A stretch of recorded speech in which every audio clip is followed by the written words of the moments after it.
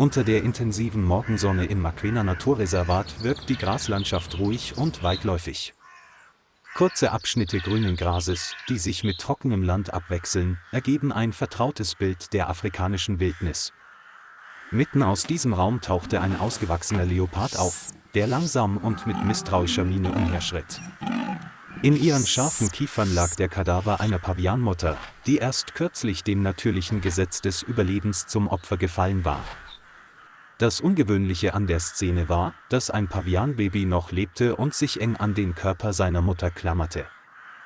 Der winzige Körper des Affenbabys zitterte, aber seine zarten Hände umklammerten noch immer das vertraute Fell. Es verstand nicht, was geschah, es klammerte sich instinktiv an seine Mutter. Der Leopard setzte seinen Weg fort und schien sich nicht um das kleine Wesen zu kümmern, das seiner Beute folgte.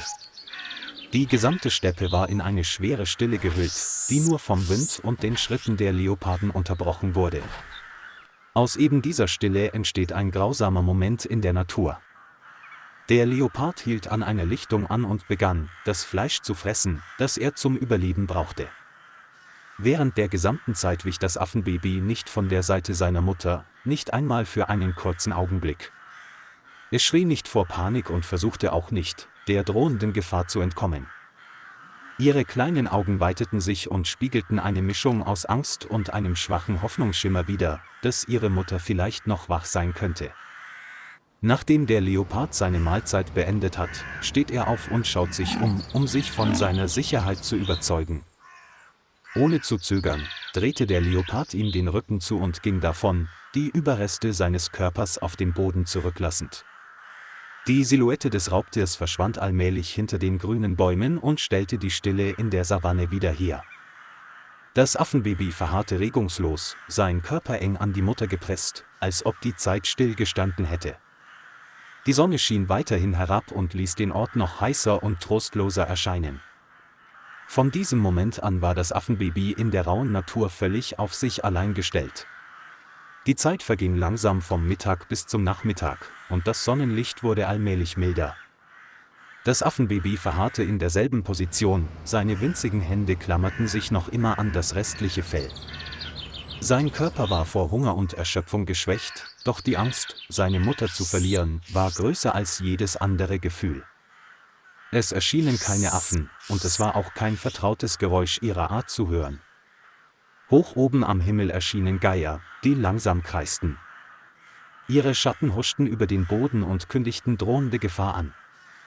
Das Affenbaby hob den Kopf, seine Augen voller Verwirrung und Erschöpfung. Es schmiegte sich enger an seine Mutter, als suche es einen letzten Zufluchtsort. Trotz des strahlenden Sonnenscheins wirkte die gesamte Szene kalt. Über der weiten Prärie entfaltet sich eine stille Tragödie. Genau in diesem Moment fuhr der Streifenwagen der Förster von Maquena durch das verlassene Gebiet.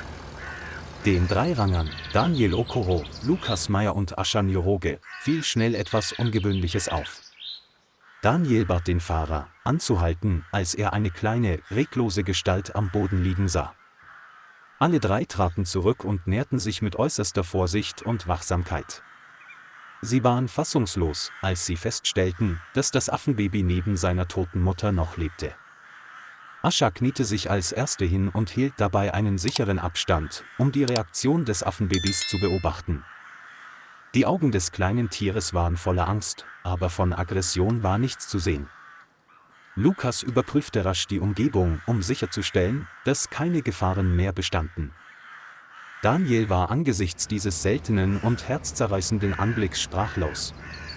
In diesem Moment wurde allen dreien klar, dass sie nicht weggehen konnten. Ascha streckte vorsichtig ihre Hand aus und sprach ruhig, damit das Affenbaby nicht in Panik geriet. Nach ein paar Minuten hörte das Affenbaby auf, sich zu wehren, zitterte nur noch und kuschelte sich enger an ihn. Lukas untersuchte rasch die Wunden am Körper des kleinen Mädchens. Er bestätigte, dass das Affenbaby nur ein paar kleinere Kratzer auf der Haut hatte. Daniel traf ohne weitere Diskussion die Entscheidung, sie sofort zu retten. Das Affenbaby wurde sorgfältig in ein weiches Handtuch gewickelt und im Auto getragen. Ascha hob es auf und spürte deutlich seinen schwachen, aber gleichmäßigen Atem. Die Augen des Affenbabys blieben auch dann noch auf seine Mutter gerichtet, nachdem es weggetragen worden war. Die 3 Ranger schwiegen, jeder von ihnen trug ein schweres Herz. Sie brachten das Affenbaby schnell aus der rauen Savanne heraus. In der Rangerstation Maquena wurde das Affenbaby direkt in den medizinischen Versorgungsbereich gebracht. Die Tierärzte führten die allgemeine Untersuchung mit größter Sorgfalt durch. Dem Affenbaby wurde eine Dosis Medikamente verabreicht, um seinen Zustand zu stabilisieren. Nach Abschluss der Untersuchung wurden keine schwerwiegenden Verletzungen festgestellt. Daniel schlug vor, dem Affenbaby einen Namen zu geben, damit es leichter zu finden und zu versorgen sei. Alle 3 einigten sich darauf, es Amani zu nennen, was Frieden und Hoffnung bedeutet. Amani entspannte ihren Körper allmählich, nachdem sie behandelt worden war. Es zitterte nicht mehr, wie es gezittert hatte, als man es mitten in der Prärie gefunden hatte. Ein neuer Anfang beginnt im kleinen Zimmer der Rangerstation. Der Verlust bleibt, aber Leben wurde gerettet. Ascha wurde die Aufgabe übertragen, Amani in ihren ersten Lebenstagen direkt zu betreuen. Jeden Morgen fütterte sie Amani geduldig mit Milch aus der Flasche.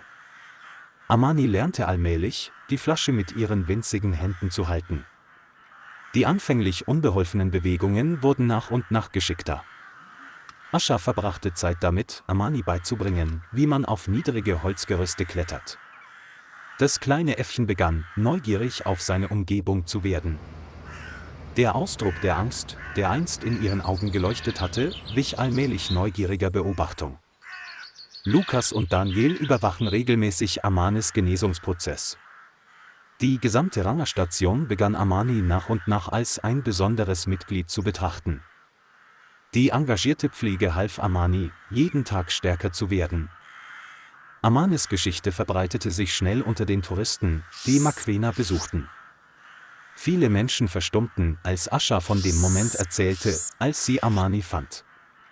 Manche Touristen konnten ihre Rührung über diese mütterliche Liebe nicht verbergen. Amani wurde zum Symbol für die Zerbrechlichkeit wilder Tiere. Es saß in seinem naturnahen Gehege und beobachtete die Menschen. Seine Augen waren ruhiger, nicht mehr panisch. Daniel erkannte, dass Amanis Geschichte die Herzen vieler Menschen berührt hatte. Diese Aufmerksamkeit trägt dazu bei, das Bewusstsein für den Naturschutz zu schärfen. Amani gewöhnte sich allmählich an die Anwesenheit anderer Menschen. Seine wilden Instinkte werden aber nach wie vor uneingeschränkt respektiert. Im Laufe der Zeit wurde Amani von Tag zu Tag gesünder und agiler. Es kletterte selbstbewusst im Gehege herum und zeigte damit ein deutliches Zeichen der Genesung. Obwohl Amani ihre Mutter in sehr jungen Jahren verloren hat, ist sie nicht mehr allein. Die Fürsorge der Parkwächter gab ihm eine neue Chance im Leben. Daniel glaubte, dass sich Amani mit der Zeit gut an ein halbwildes Leben anpassen würde. Lukas sah diese Geschichte als Mahnung an die menschliche Verantwortung. Ascha wird den Moment nie vergessen, als sie Amani zum ersten Mal aus der Prärie trug. Selbst in der Unwirtlichkeit der Natur hat Mitgefühl noch seinen Platz. Amani ist ein Beweis für das heikle Gleichgewicht zwischen Überleben und Mitgefühl.